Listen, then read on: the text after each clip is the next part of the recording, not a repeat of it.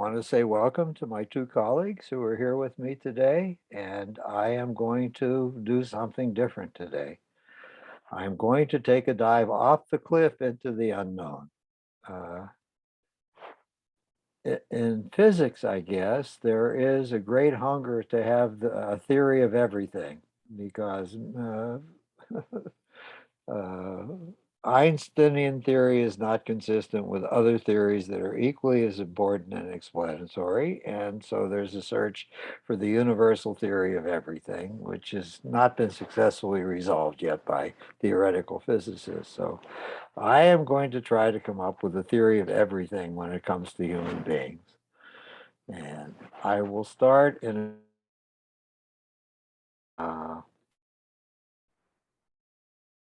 where did this come from? Yes, I'm going to be weaving together things I experience as I interact with the humans that I see. And I see people, individual humans across the lifespan. I see children, sometimes adolescents, young adults, people beginning families, middle-aged people, people who've retired, and elderly people, and people getting ready to die. So I have been exposed to the thoughts, the struggles, the preoccupations, the hurts, the longings of a great cross section of human beings. In addition, I've worked with other units of humans. I've worked with couples, I've worked with families, and for many years earlier in my career, I did a lot of group therapy, and I've done a little bit of organizational consultation. So I've worked with people who are running organizations and people who are in organizations working with the people who are running the organizations. So my perspective is to think about humans. I am a psychologist, and my calling calls on me to be preoccupied with what it means to be human and how humans struggle. At the same time, I almost became a nuclear physicist. So part of me is attuned to other kinds of issues entirely. And I love watching both the original and the recent iterations of the program Cosmos because it's full of wonderful images of who we are and where we live and what is happening all over the universe. And I remember one of the metaphors that was used. The I forgot the name of the African American guy who's did the recent Cosmos series, but that's okay. Maybe his name will come to me. He said at one point that his audience should imagine that the whole of everything has existed for exactly 1 year. How long have human beings been in existence? In that year, only about the last second. We are recent, very recent arrivals in the cosmos.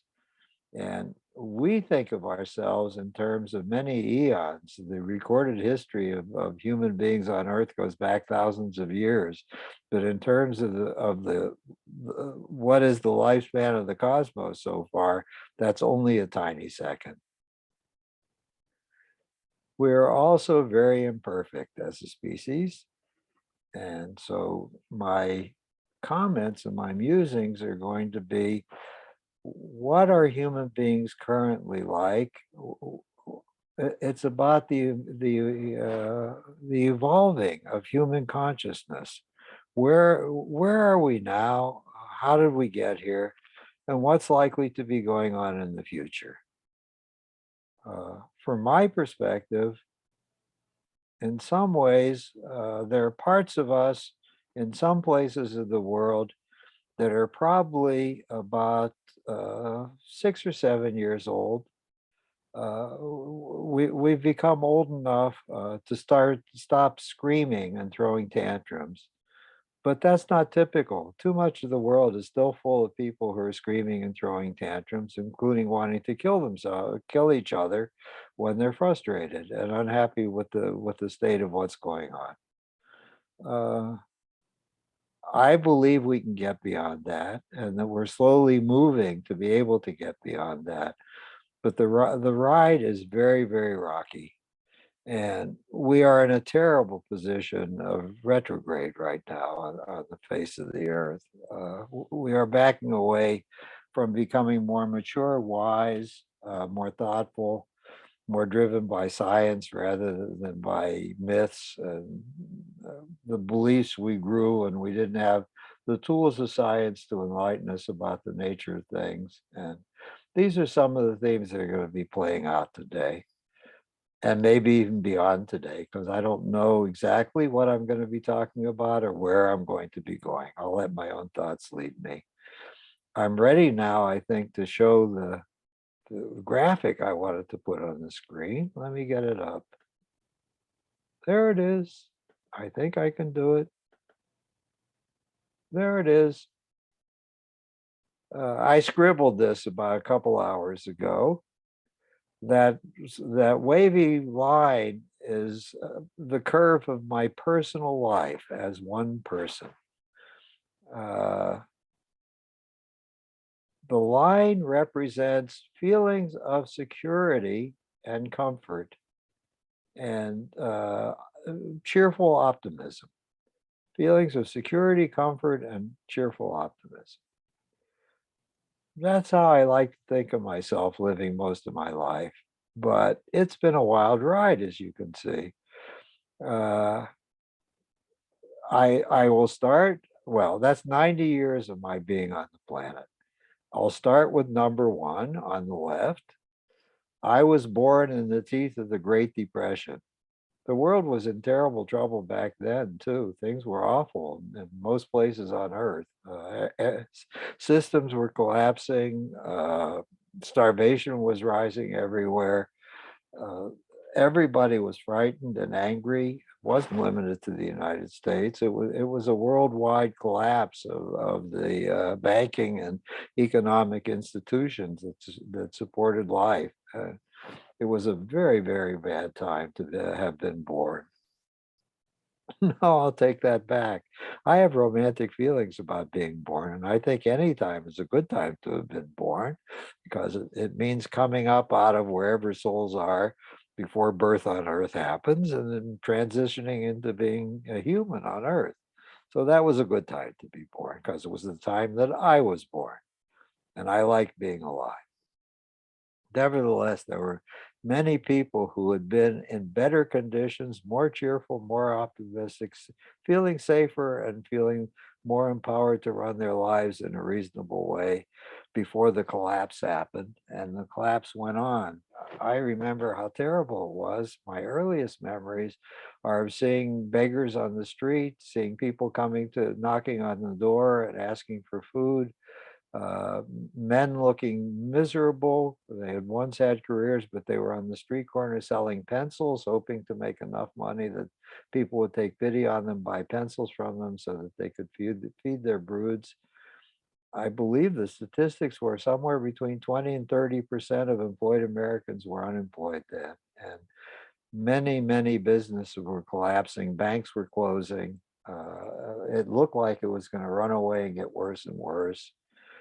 And it did continue to get worse for some few years, although the election of Franklin Roosevelt helped, and he began to institute reforms and put structures in place that began to slow the pandemic of misery. That's what I'll call what went on then. It was a pandemic of misery brought about by economic collapse. So number one was the Great Depression. It continued downwards for a while. Number two was, and I think these things are probably not unrelated, the world started drifting towards chaos and warfare. Uh, in Spain, the Spanish Civil War broke out in the middle of the Great Depression in the 1930s. The Germans put Hitler in charge, and he started to reoccupy the Rhineland.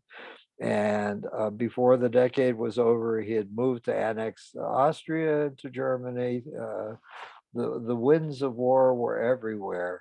In addition to the Spanish Civil War and the German movements, the Japanese had invaded China in 1936, and horrible images were being reported by people watching this. It led to chaos in China. There was war atrocities were being committed. There was huge displaced population. Cities were being burned. There was just huge human misery on the mainland of China, brought about by the Japanese invasion.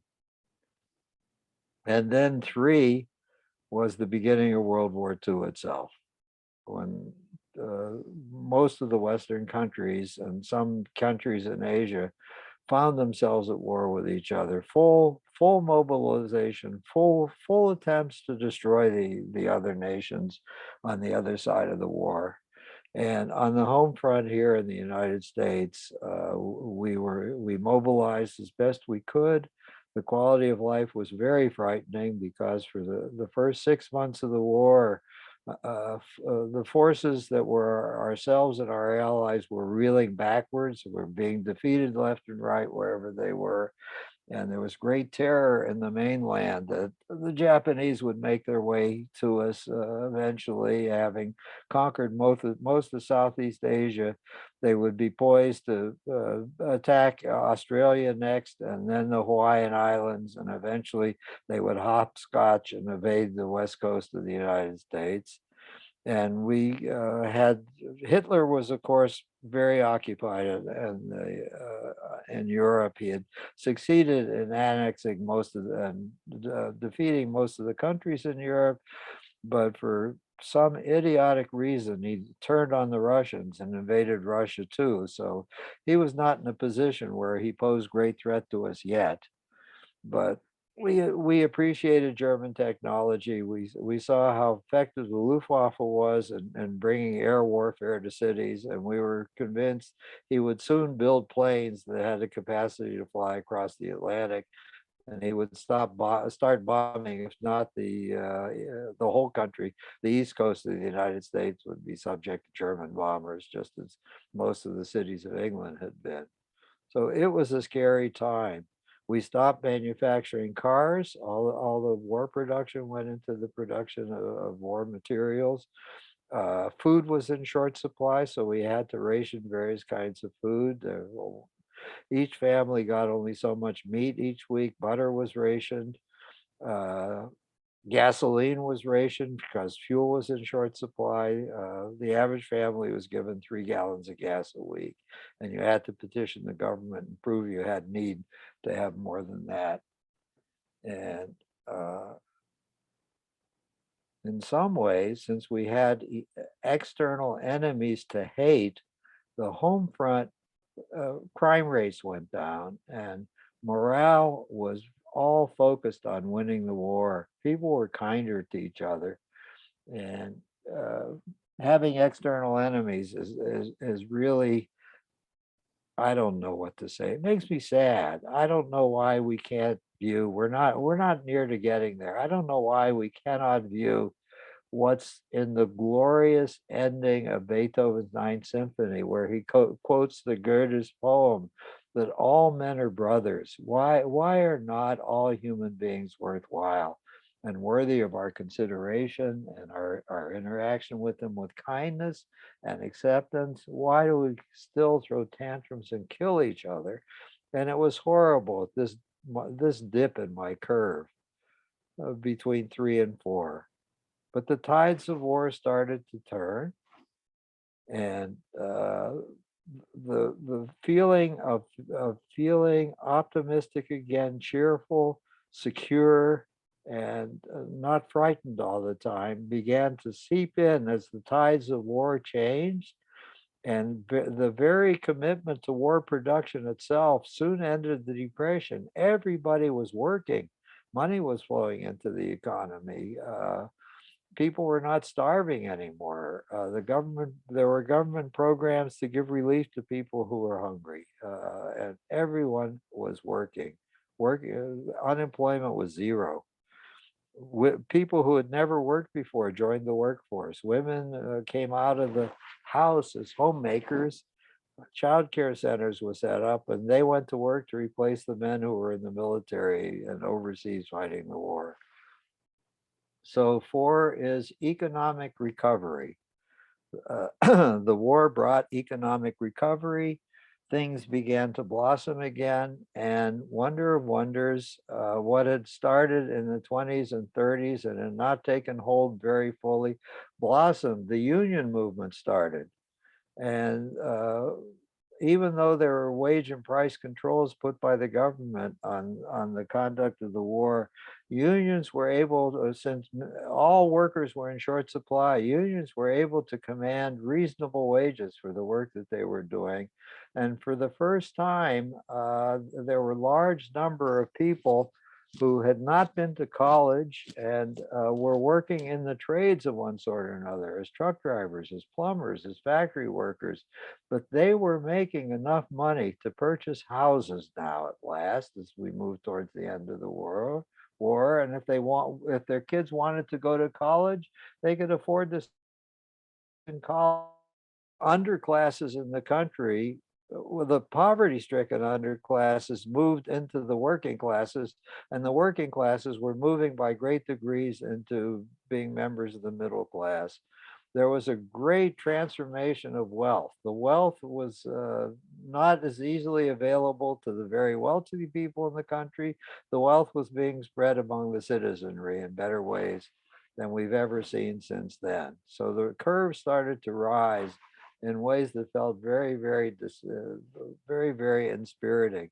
My number five item I have on my chart is colonialism was ending everywhere.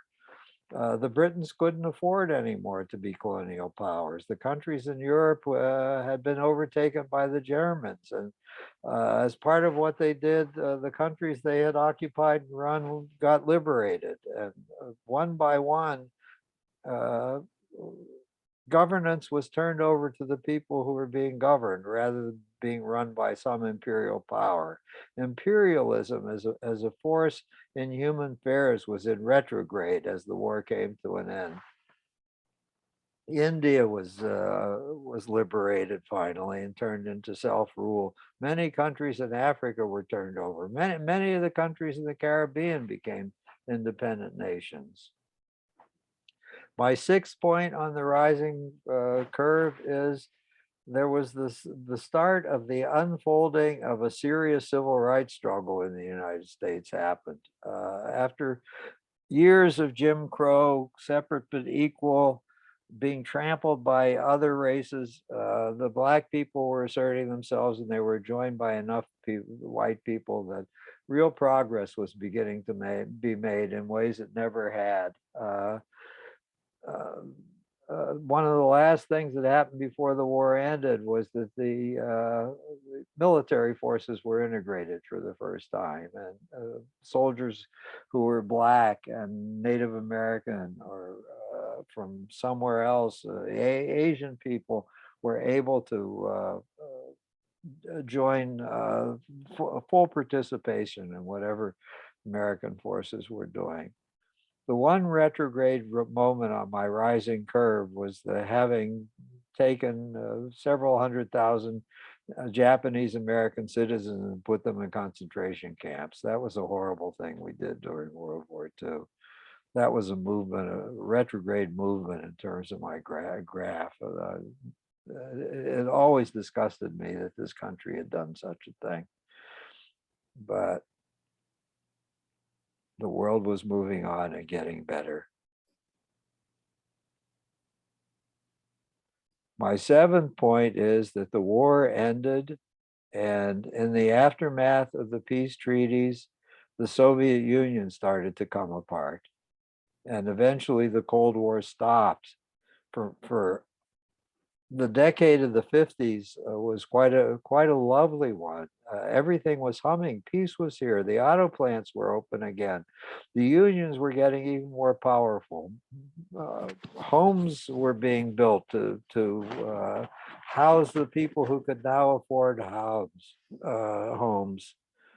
It was America was the strongest power in the world and had the best economy then. It was really wonderful living in America during these years, and bearing witness to the start of the successful civil rights struggle that's still unfolding.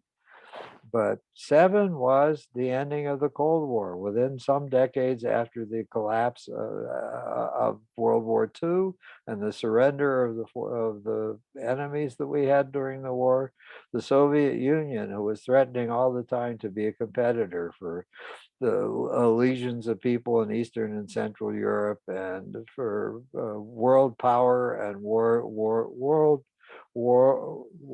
world significance economically. The competition between the two major powers left intact after the end of World War II ended, and the United States was the only superpower left because the pieces that had constituted the Soviet Union separated from the central Russia and went their own independent ways, leaving Russia with very few holdings stretched out over the world as it had at the beginning of that war. Now I'm remembering the comments of a social psychologist whose names I forgot. He wrote for me what was a very, very interesting and precious paper. He says there is a pendulum that goes back and forth in the world, in world affairs. There are times where centrifugal forces are at play. Things that have been together start breaking apart.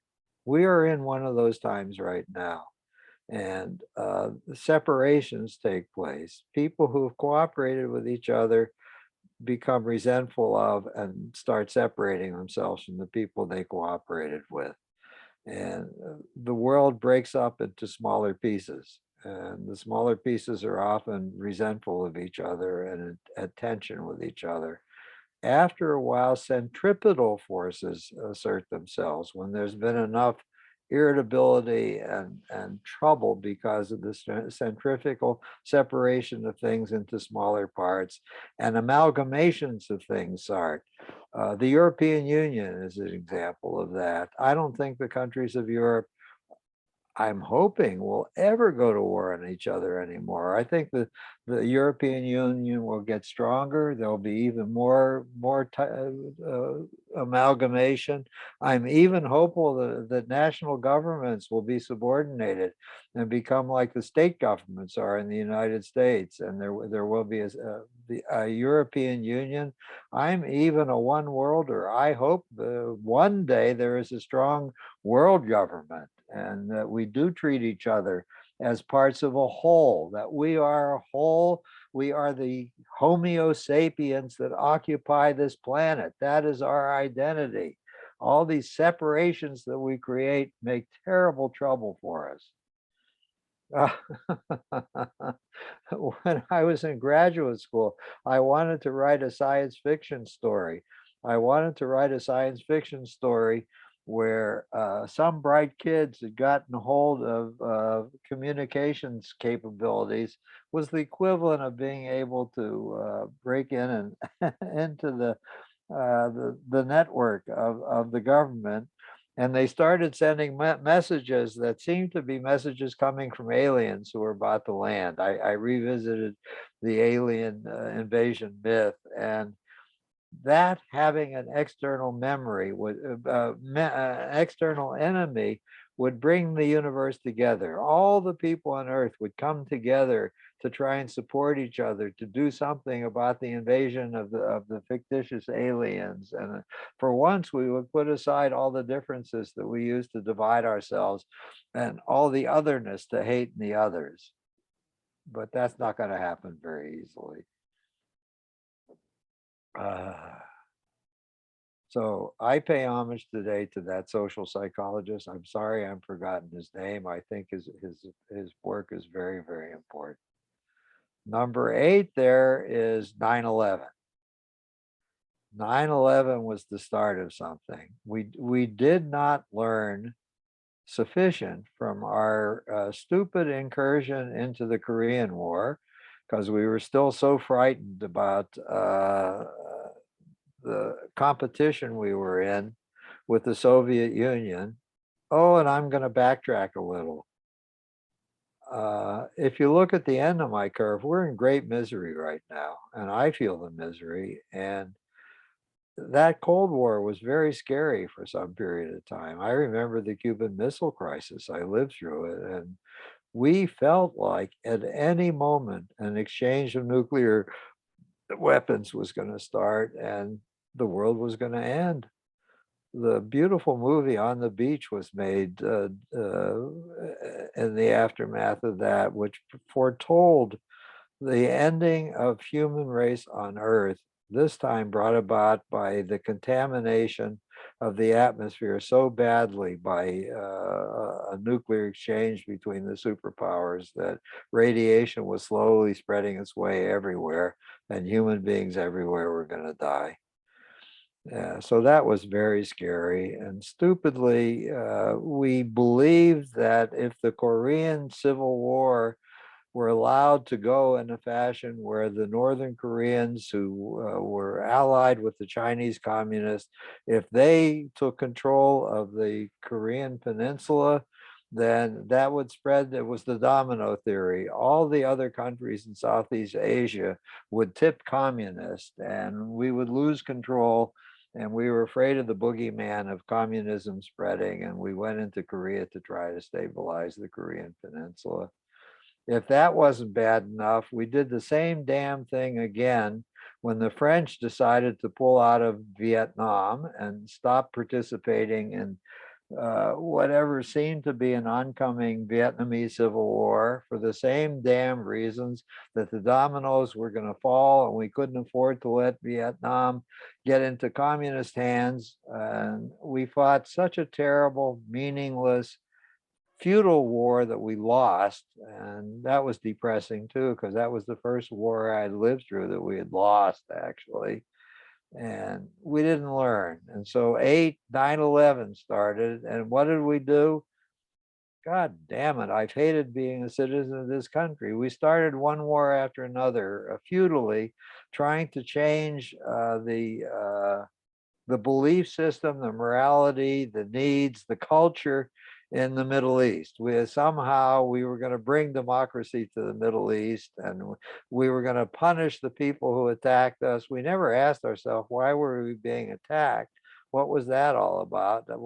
What is it that we had done that caused people to hate us so badly they were willing to do suicide attacks on the United States? No, we were going to root out the terrorists and we were going to punish them. what's the what's the saying? One area of the world's terrorists is the other areas of the world's freedom fighters.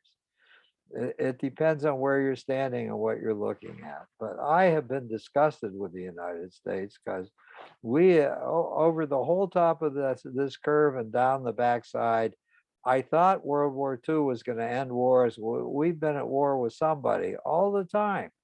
War has been going on constantly. Some of them are bigger than others. And I don't know that we've won any great successes in any of them, or we've made the world better by fighting the war. We've certainly made the military stronger, and we spent trillions of dollars on military hardware that's been destroyed or has become obsolescent. And we've given away billions of dollars to regimes we were trying to prop up in other parts of the world who have failed. And when I think of what purposes all that money could have been turned to make life better here in the United States or better anywhere in the world, it's just shockingly depressing. So 9 is endless war. That is starting to grind on us. People are restless and unhappy that we've been in endless wars. We don't know whether the next one's going to be. And look, we're way down at the bottom of the curve today. We're sitting, and I feel like I'm in the Cuban Missile Crisis again today. God knows what the Russians are going to do in Ukraine. And what we're going to do, we have a whole bunch of really terrible sanctions for them then. I'm playing war games in my mind. All right, they're going to march in and take a piece of the Ukraine. We're going to do what we said and put a a bunch of really difficult sanctions on them that are going to partly cripple their economy, they're going to retaliate with cyber warfare. I don't think they're stupid enough to start launching nuclear missiles. Nobody could win that game. Uh, all they would get is the same destruction coming back at them. But I thought of them, for instance, turning off our electric grid. What the hell happens in the United States if suddenly there's no electricity anywhere? The grid collapses. Some places that have solar cells will be able probably, unless, well, if they're really good at cybersecurity, cyber attacks, they can make the signals not work. They can gum up electricity is being generated from any source, solar sources or other kinds of sources. They can shut down pipelines. They've already proved that. That whole big pipeline stopped delivering fuel in the east and caused great trouble for many days until that was untangled. They can really shut down most do. Without electricity, we can't heat anything. Many places don't have electric furnaces, but the furnaces that they do have some electric things that happen in them in order to make the heat go on. There are thermostats attached to them, for instance, and there's some electric circuitry in furnaces of all kind. Uh, we won't be able to pump gas. We won't be able to get money out of ATMs. Everything will shut down. There won't be any light at night, and we won't be able to cook. Our ranges have electronic ignitions to start them. I imagine they can be started with a match, but the gas has to be pumped through the gas lines, and I'm sure those pumps that pump the gas have some electric circuitry in them. They would stop after a while. Our cars will run out of gas. We're going to be in deep shit if we have no electricity. And I started imagining what the hell to do about it. We need water more than electricity. So on my property, I have two water heaters. There's about 80 gallons of water there. That'll last for a little while. I can drink. We can drink. My wife and I can drink the water in the water heaters. What will we eat? Well, there's lots of food in the refrigerators and freezers. That, of course, they'll start getting hotter fast. So we'll have to eat them. We'll gorge on them maybe as best as we can. The stuff in the freezer will last more days before it starts getting rotten and has to be thrown out. So eat whatever's in the refrigerator. We're going to have a very strange diet, just trying to get some nutrition and calories into us. And then we have a pantry. Pantry has dry foods of various kinds in it, and we'll gnaw on that. How long will we go without electricity before our own government can do something to start it up in some way? I don't know the answers to the questions. I think people are going to start attacking each other. They're going to start breaking into each other's houses, trying to get food. It's going to be like pandemonium is going to happen if that happens.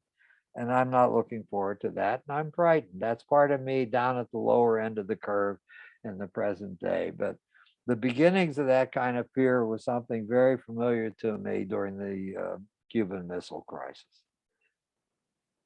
So 9 was endless war. 10 is incoming inequality. I was so happy with the rise of the working class into the middle class. We've been in retrograde since then. We have been changing tax laws, changing rules and regulations, and the very wealthy among us have managed to gain control of the regulatory and legal and legislative mechanisms, and they can squeeze the system to their advantage and disadvantage others. There's been wage stagflation in the United States for several decades now. Wages don't go up even as much as inflation is. People are moving down the socioeconomic ladders slowly, a greater and greater portion of the country. 40% of all children live in poverty. We gave a temporary fix the first year of the Biden administration. So half of that number came back out of poverty, but that granting has expired and Congress hasn't renewed it yet. So 40% of American children are being raised in poverty. The only thing that keeps them from starving are school lunch programs. And we're headed back in that direction. That does not feel good. It makes people miserable. So income inequality is growing.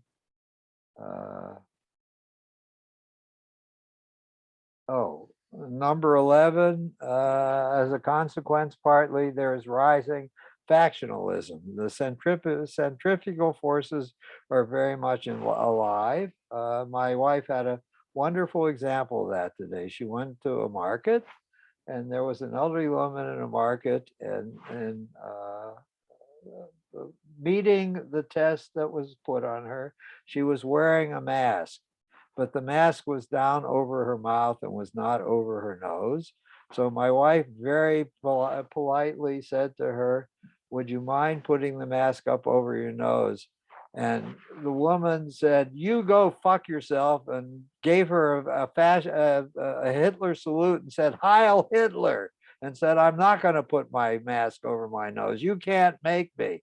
And that led to an altercation where the security officer of the market had to come and talk to her and try to quiet her down. Eventually had to escort her out of the store. That kind of behavior is becoming more and more and more common, and people are full of hatred and wanting to and demonizing people who don't agree with them. We are breaking up into smaller and smaller pieces.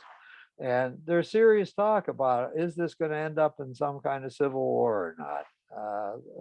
That does not make anybody feel good.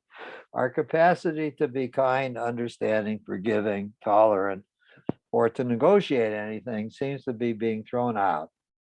And I guess I'll finish this because I started thinking of where I'm going. But we are in the grip of rising factionalism. Number 12 is Trump's withdrawal from systems of international systems of organization, withdrawing from the World Health Organization, withdrawing from the Iran Pact. He facilitated during his presidency the rise of centrifugal forces, that we should break up into pieces. And it was America first, and only things that were important to America. The borders should be closed as much as possible. We're headed in that direction. And that has not been rectified sufficiently yet. I don't see the rise of centripetal forces gluing us together with other people, healing the breaches in the United States, and so on. 13, of course, is the pandemic. This is a terrible source of fear and misery and change in life structure and lifestyle. Many people are refusing to participate in what needs to be done to overcome it more robustly.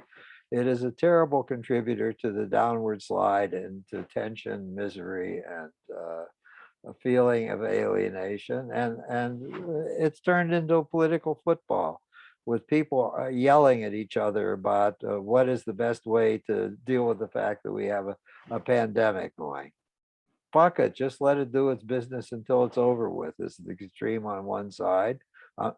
I'm sick and tired of having to do anything because of the pandemic. I'll take my chances. It's not that serious. And I don't give a fuck if I'm a spreader of disease. Maybe that's the solution. Let's all of us just get it and get it behind us. Okay, and 14 is that just arrived recently. It is the current tension with Russia. So I am sure these things are just illustrative of why the curve has taken place. I'm sure I could have found a lot more if I tried to do it. So let me go on to something different now, but related to this.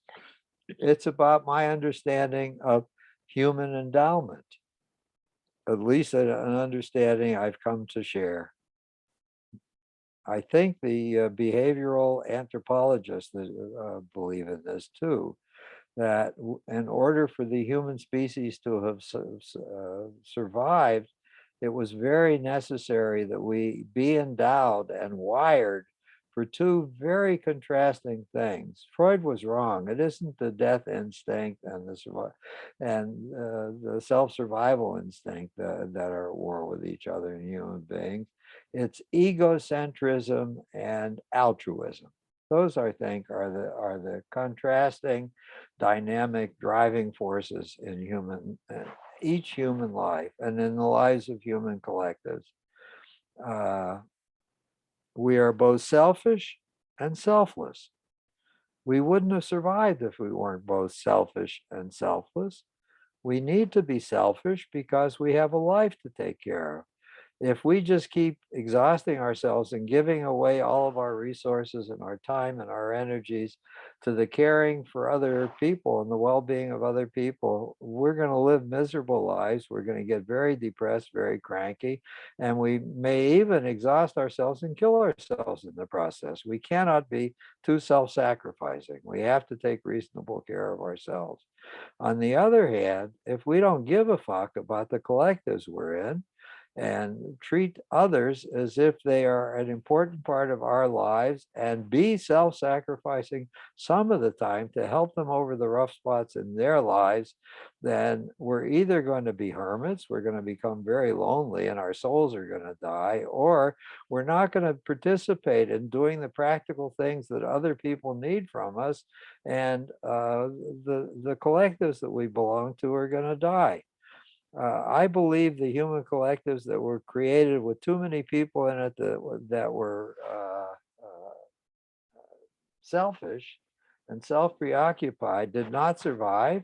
And I believe the human collectives we may have created that had a whole bunch of people who were solely selfless, they didn't survive either. And due to natural selection, there was a winnowing down to the fact that we are as endowed in the fashion that I'm saying and describing us as being endowed. Now, I have hope. I have hope that the curve that I have here will turn and start climbing again. I believe that corrective forces will come. Uh, it's funny, I just heard a program last night. A professor who is a specialist on Irish history and has a post at NYU was talking about, is there going to be a civil war in the United States? He doesn't think there will be a civil war, a formal civil war with huge groups of people on either side struggling to break the country apart. He thinks there may be angry outbursts, there may be acts of terrorism, and he likened it to the struggle between England and Ireland over the future fate of Northern Ireland. And he said it's been very peaceful. 20 years ago, a peace treaty was entered into. All sides have been observing it. There's free movement now in and out of Northern Ireland by Irish people, by English people. And he says the task is not complete. He believes that Northern Ireland will eventually be absorbed into Ireland and that whole thing will end. But he doesn't think there's going to be anything that approximates the kind of civil war we went through in the 1800s in this country or anywhere else on the globe for that matter, where there isn't civil war. So that's a detour I took. I think that we will get beyond this somehow, and that centripetal forces will start again. I hope we will move by stages to greater acceptance and to greater feelings of responsibility. The pandemic will have a bright spot in it. The countries of the world that are better off will manufacture huge amounts of vaccine and the means to distribute it. And we will finally wind up vaccinating the whole world because that's the best way to tame the pandemic. And we will get there. And that will be a multinational task being received by many nations. And I hope many nations will do exactly what the countries of Europe have done to develop regional collectives that they belong to and sacrifice some of their sovereignty and even create maybe a single currency for the collective, just as the euro was created, and pull together into union and to working together. And maybe the parliaments of those collectives will eventually become like the central government of the United States and the central authority of those collectives. And maybe those not large collectives will start melding with each other and gluing themselves together with each other as separate participating parts in the beginning, but maybe they will put in place an overarching government for which they become the equivalent of states in an overarching government. And the units that are being managed and run centrally will grow and grow and grow until there is simply a world's population. I have not given up my hope for that or my idealism that such a thing is possible. There are many things on the side of my argument that I can bring up, and I will. One is travel now is much easier from place to place than it was 100 years ago. We can get to destinations very easily almost anywhere on the globe. And the result of all the misery that's going on is refugees are coming. Refugees are flooding out of where the pain on earth is and flooding into other countries. And we will be absorbing our own refugees. We've taken in a whole bunch from Afghanistan now, as a matter of fact. And the countries of the world will continue to be host to refugees where the worst pain is. And wonder of wonder, wherever people go, intermarriage starts. Uh, the boundaries of ghettos start melting. Uh, what the hell? I went to visit some of the ghettoization of the Jews of my youth. Uh, there were big status differentials within the Jewish community in the United States. The German Jews had arrived first, and they were the aristocracy of the Jewish residents of the United States. They had utter contempt for Eastern European Jews and Russian Jews. They wouldn't let their children marry because the other people were peasants as far as they were concerned. They gloried in German Jewish achievements, the Jewish writers and poets, and they reveled in the fact that they had achieved parity and participation in Germany and were assimilated in German culture much better than the Jews to the east of them, who were living on lands that were designated for them and were not allowed to participate in the governing affairs of the countries to the east. So the German Jews wanted nothing to do with them. And it was the Hungarian Jews who were kind of in second place because they had done almost as well as the German Jews in assimilating with the countries that they were fleeing from. And the Eastern European Jews were next on the totem pole, the Polacks and the Galicianers from Galicia, and at the bottom of the barrel were the Litvaks, the Lithuanians, the Jews around the Baltic Sea were the lowest on the totem pole of implied status of anybody else. All of this was totally undeserved and crazy, but this is what human beings do. I want to comment on tribalism. Whenever people come together as some kind of a clan of some kind, they invent things. They invent other people that they need to have contempt for because that helps solidify the forces that hold them together to have external enemies. I hope we can grow beyond that. They create rules. Well, they certainly, one of the rules is always don't have much to do with the stranger. If you can do business with the stranger or the outsider, that's okay. If you can trade goods with them, it's okay. If they can be useful, it's okay. if you can take them and subordinate them, if they'll follow your leadership and be your servants and be your workers and work that you want to do, that's okay too. But you mustn't really mix with them. Don't mix with the outsiders. And you have your own culture that has its textures to it. What rituals do you follow? What deity are you going to believe in? Because almost every culture has to have a deity or deities, plural. Uh, Jesus, I suddenly have visited India with its array of deities and its untouchables, and the Muslims and Indians shared a space, so they hated each other. That served a very useful function.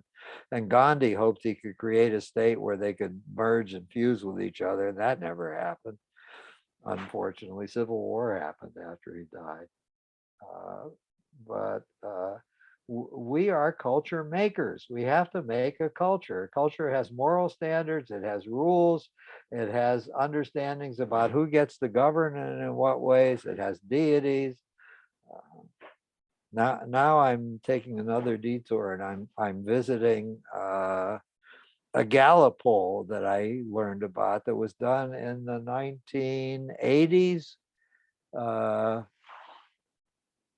And I'll stop myself again. My racing thoughts are interrupting myself. Before I talk about the Gallup poll, I take comfort from the fact that we're now up to about 24, 25% of people residing in America do not believe in a deity. 25% are either agnostics or atheists. And the number of Americans that do not go regularly to any kind of religious services is up to about 40% now. And I take great heart and great hope from that. So now back to the Gallup poll. In the year it was conducted, the question that was posed to people all over the globe was, is it necessary to believe in a deity or deities of some kind in order for there to be a moral order that people follow in the place in which they're residing? In the United States back then, 70% of the people who were asked that question said, yes, of course, there's no morality without a belief in a deity. In China and Japan, that number was only 20%.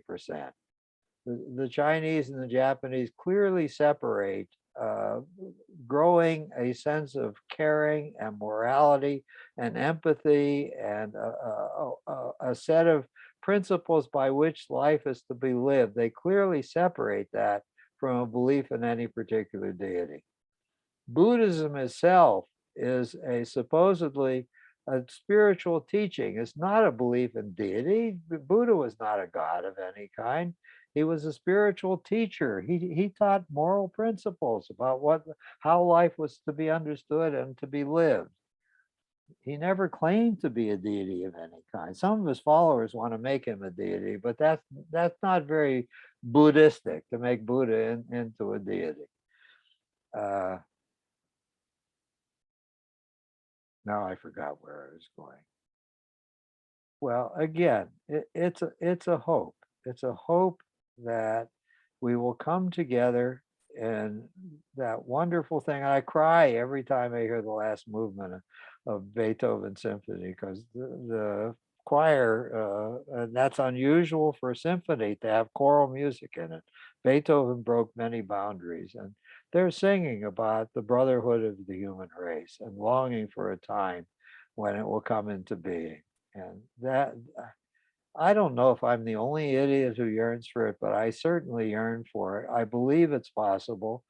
I believe we can be egocentric and take care of our own selfish needs, and we can be subordinated to altruism and to believe in the welfare of others. And the others can include people everywhere on earth. Now, what I didn't touch on yet fully is with the rise of rapid transportation and the increasing displacement of people from where they've had roots for maybe generations or forever into foreign and strange climes, the only thing that's going to continue is intermarriage. Even if every leader from the posture of leadership cries out against it, we're contaminating the body politic by letting these strange outsiders in. And even though every first and second generation of mixed people carries stigma and carries disorientation, it's very stressful to be the person who's been given birth to in a family where there are two very competing set of traditions clashing in the real world. That generation has a burden to carry. It's a little bit easier in the next generation, but we are going to homogenize. There's no question about it. The strictures that we shouldn't intermarry are not being observed. And love and lust are going to conquer those barriers. And there are more and more children being born.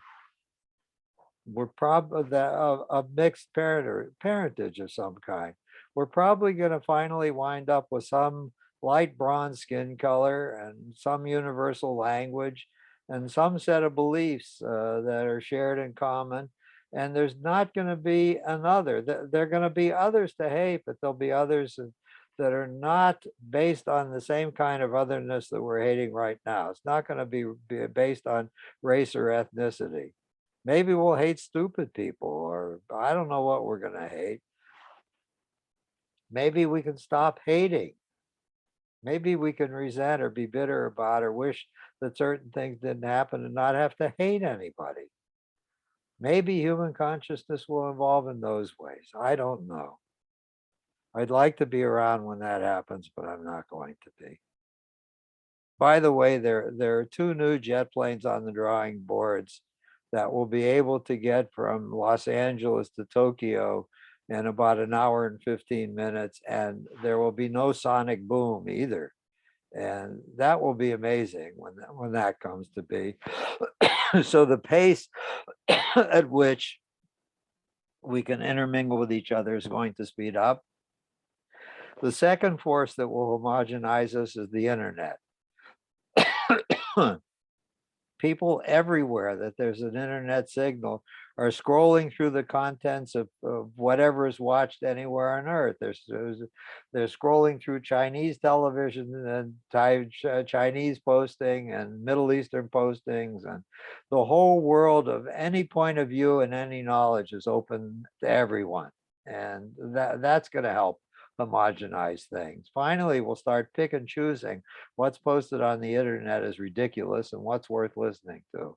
But we will get there one day. Okay. What does this have to do with the practice of psychology? Oh, yes. This is my final thing. Here's my final craziness. Everything is embedded in a system of interaction with other things. We think we're treating single human beings in our consulting room, or even a couple in our consulting room. No, we're not. We are treating parts of a huge system.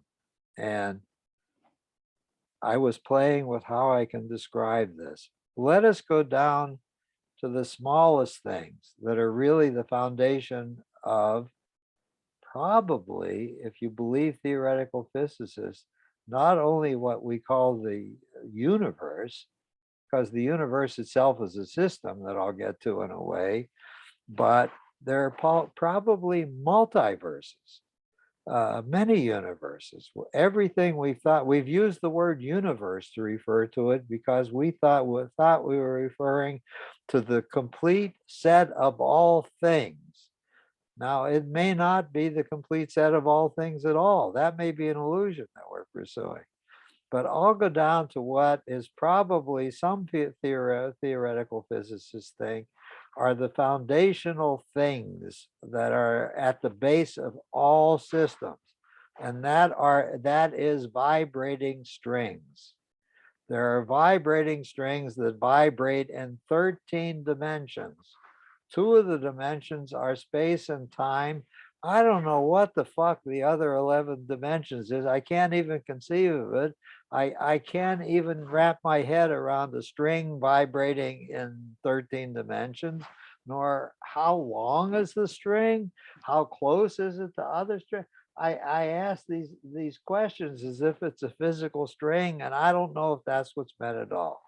So the basic building blocks of all, of everything, of space, time, matter, everything, are strings vibrating. They arrange themselves and coalesce into subatomic particles, uh, positrons,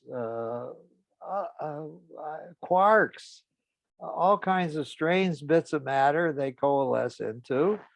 So there are subatomic particles, and they're vibrating, and they're interacting with each other. So we can look at the huge infinite uh, mass of subatomic quarks and neutrinos and positrons. I forgot what all their names are. They're still being discovered. I don't think we've discovered all of them. There's one that's named after a man. He posited it existed, and they're looking for it right now to see if his computations were correct, and they can find the damn thing. They're using that huge accelerator that's a several mile loop that crashes into things finally, and they're using protons as the stuff to make the arc emerges or not, and the wreckage of what they're wrecking. Makes me crazy. It's really hard to wrap my head around these things I'm describing to you, but there are subatomic particles. They coalesce into three kind of particles: positrons, neutrons, and electrons. But these are assemblages of quarks interacting and subatomic particles interacting with each other. So now we have an, an electron, not an electron. We have an atom. An atom is composed of at least one proton, at least one electron, and at least one neutron. Atoms coalesce. Atoms coalesce and make molecules. And molecules exist. And molecules interact with each other, and they bond with each other into compounds of one sort or another. Everything in us is a set of molecules. All the living material that is in us is composed of molecules. That means those molecules are made of atoms. Those atoms are made of subatomic particles, and those subatomic particles are made of strings vibrating.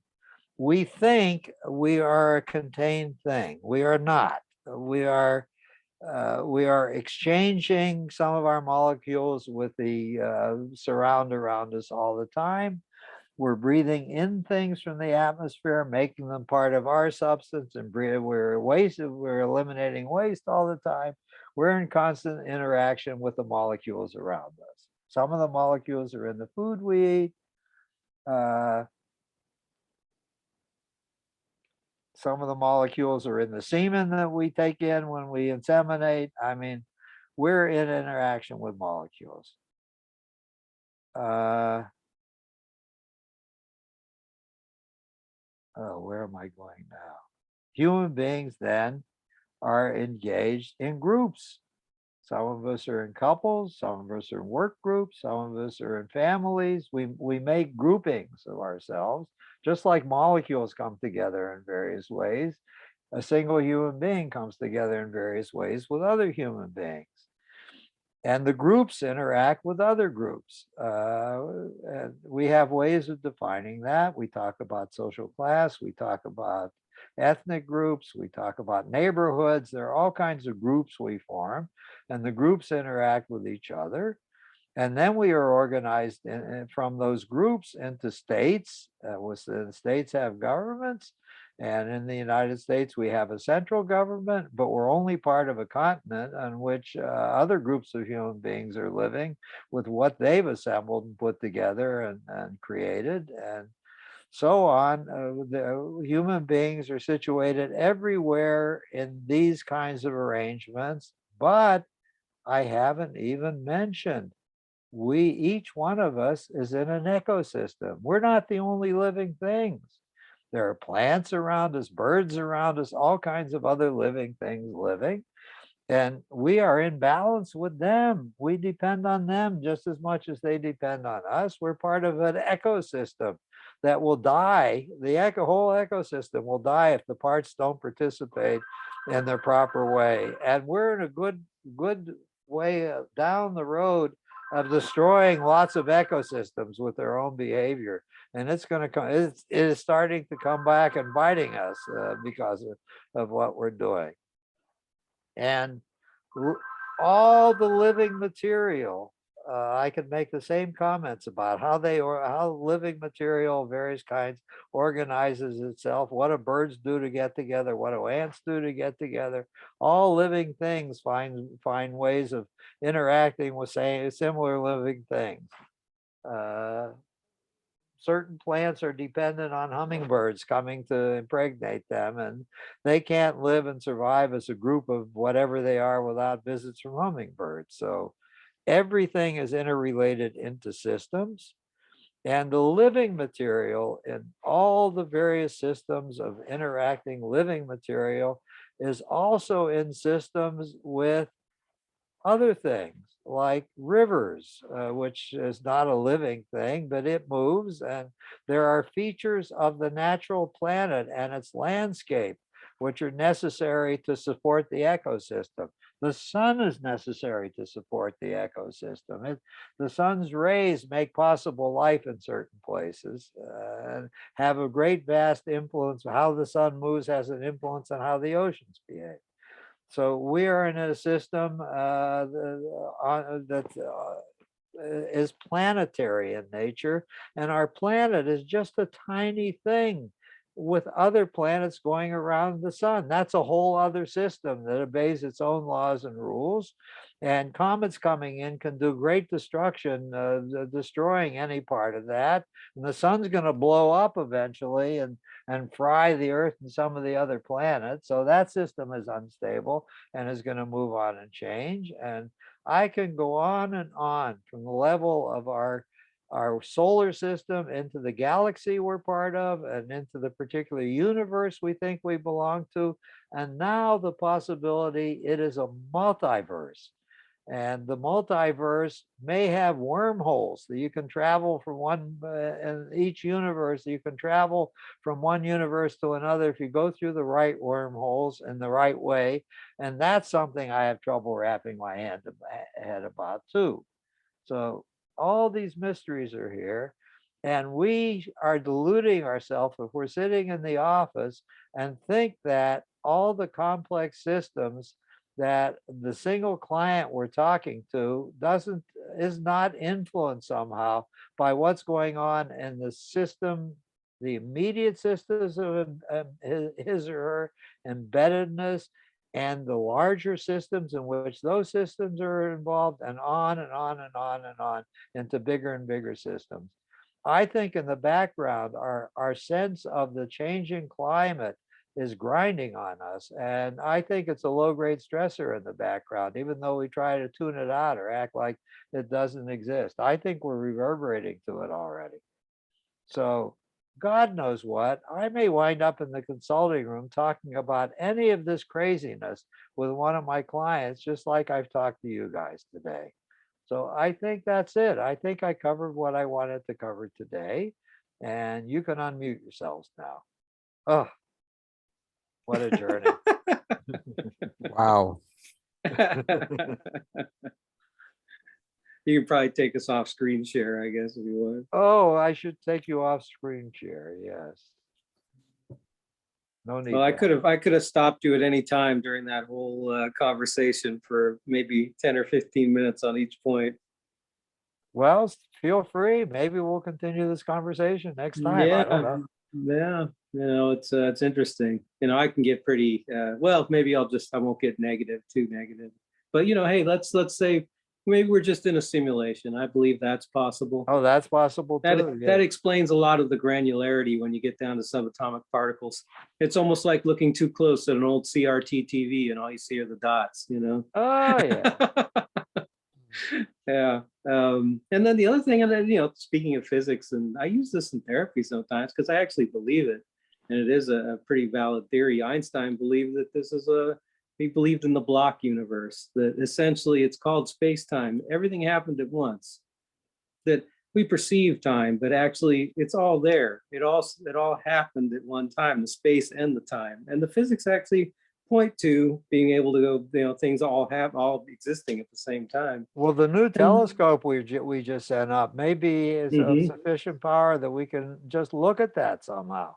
Yeah. What was it going to see? Maybe it'll just see some code. Yeah.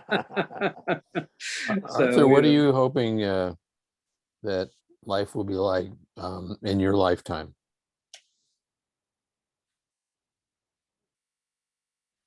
I would be satisfied, since I don't have that many years ahead of me, if I felt the curve that I drew and showed to you had bottom and was now beginning to rise again. I'll settle for that.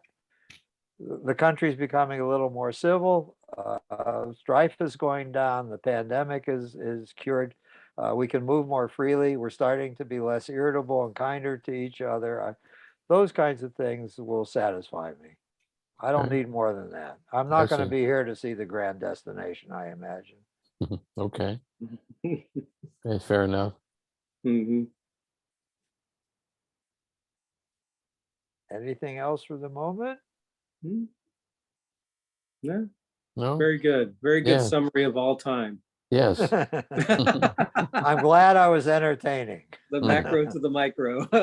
You left out dark energy and dark matter, and how I did. What we perceive is probably 5% of the froth floating on the 95% that we can't even understand. Yes, thank you. And don't know what it is. Thank you. That was on my mind too earlier today, and I forgot to bring it up. So thank you for filling in one of the gaps in my presentation. Yeah. Very good. Maybe what we think is dark matter in this universe is really another universe. Oh, that's the phenomenon of the doppelganger. Each one of us has a replica of us that's living in the dark matter. That's their universe.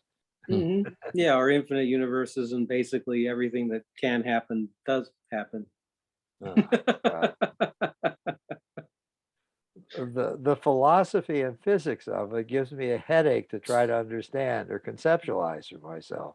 Yeah, well, we're just a step above the smooth brain monkeys. You know, we got a few wrinkles in our brain. We think we can wrap our head around this stuff when it's really above our pay grade, I think. Maybe I'll go back to school and major in physics now. Maybe that will give me that'd be fun. That would be fun. Small step up. Wow. You should do it.